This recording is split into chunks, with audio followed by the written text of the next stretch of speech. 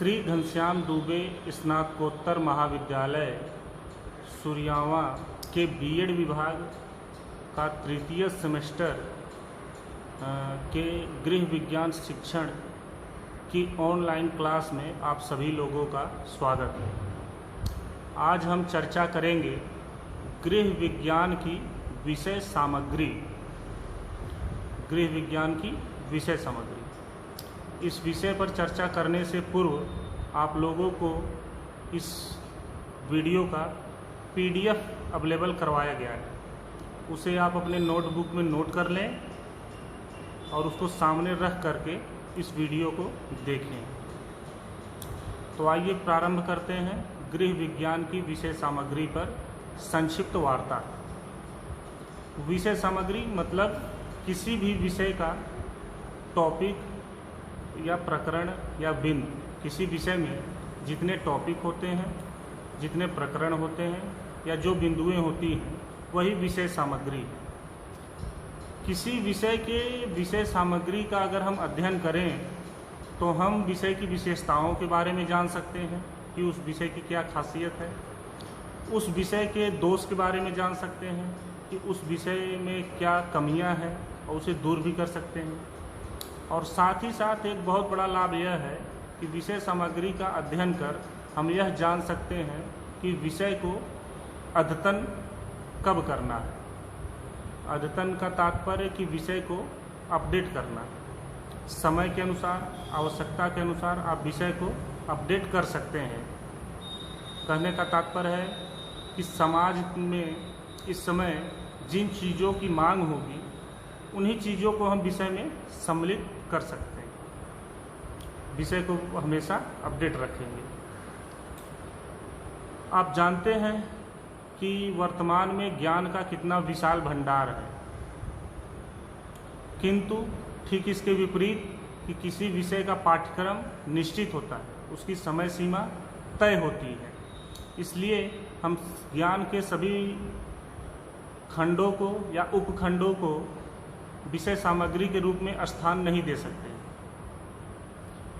विषय सामग्री को किसी विषय में स्थान देने के लिए बालक की आयु और आवश्यकताओं का ध्यान रखा जाता है।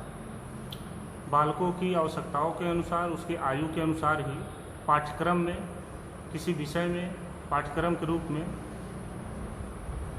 हम विषय सामग्री को स्थान देते हैं। अब हम आगे बढ़ते हैं। अब चर्चा करेंगे गृह विज्ञान की विषय सामग्री। गृह विज्ञान की विषय सामग्री को 5 भागों में विभाजित किया जाता है। 5 भागों में। कौन कौन से 5 भाग हैं ये? पहला है आहार तथा पोषण, दूसरा है वस्त्र तथा सूत, तीसरा है संसाधन प्रबंधन, चौथा है मानव विकास और 5वां है शिक्षा तथा विस्तार। इन 5 भागों का संक्षिप्त विवरण कर दे रहा हूं मैं। पहला है आहार तथा पोषण।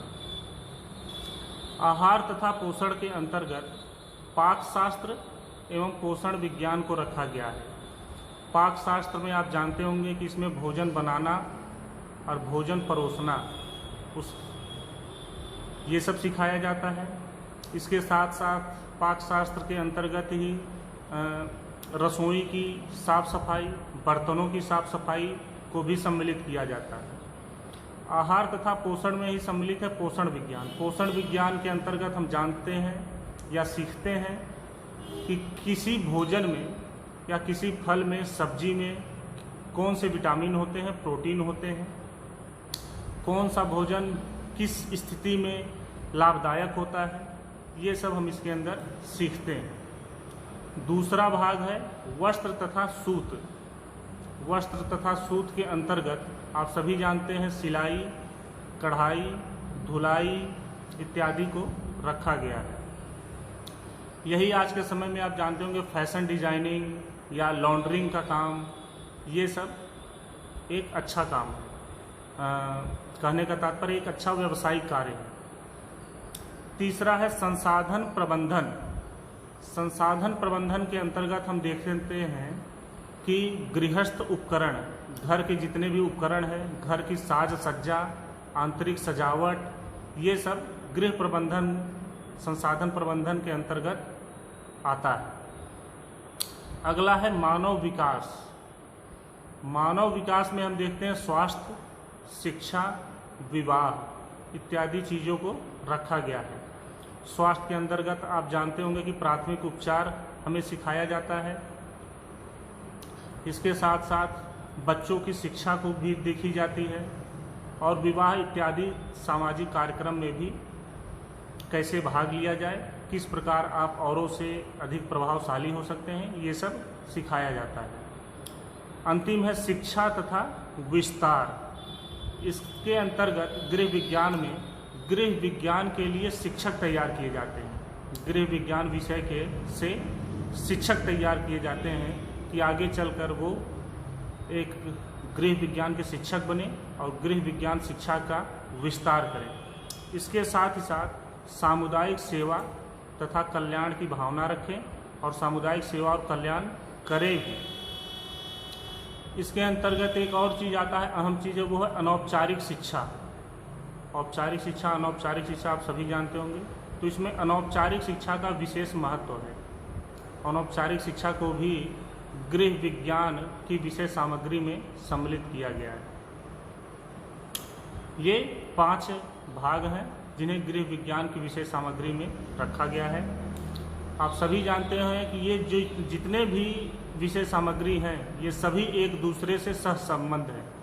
जिस प्रकार मानव शरीर के विभिन्न अंग मिल करके एक शरीर का निर्माण करते हैं, उसी प्रकार ये 5 भाग मिल करके गृह विज्ञान का निर्माण करते हैं।